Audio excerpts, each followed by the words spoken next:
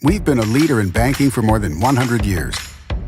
You'll find us here, at home, on your phone, and everywhere you go. Renaissance Bank. Understanding you. Member FDIC. Equal housing lender.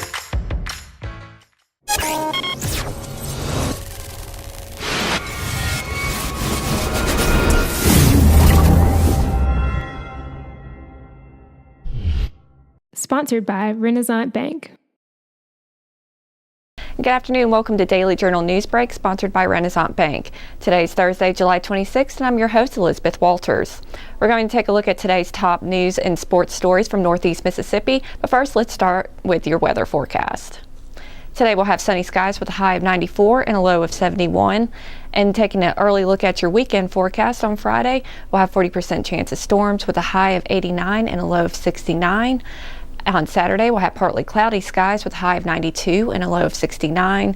And on Sunday, partly cloudy skies with a high of 92 and a low of 71. Now let's take a look at today's top headlines. Tupelo High storm facility remains on track to open in January. Crews are currently focusing on the walls and ceiling, and when school starts next month, construction is isolated enough that it will not interfere with campus life.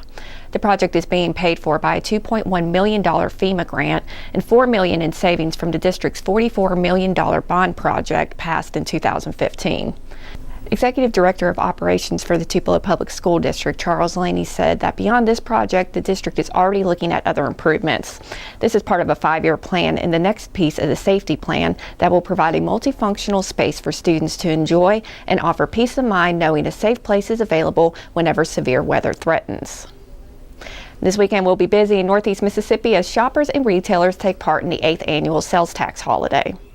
The National Retail Federation projects total spending for K-12 schools and colleges combined to reach over $82 billion this year. The tax break is applied to clothing and shoes that are priced less than $100 each. In Mississippi, school supplies, book bags, and most accessories and computers are not included in the annual holiday, but in Tennessee, those items are exempt. And we should note this weekend is also Tennessee's tax-free holiday. You can visit our website for a list of what's eligible and not eligible in Mississippi. And from today's entertainment section, Thacker Mountain Radio will return to Link Center in Tupelo next month. The popular Oxford radio program occasionally takes the show on the road from off-square books and visits other cities in Mississippi. Host Jim Dees says the show at Link Center usually sell out every year, and it's one of the more enthusiastic crowds they have on the road. For Tupelo's performance, Dees will welcome guests Derek Harrell, musician Marcus Mookie Cartwright, and the band Hannah Gill in the Hours. The show will record live at 7:30 p.m. on Saturday, August 4th, and broadcast on Mississippi Public Radio on August 11th. Admission to the show is free.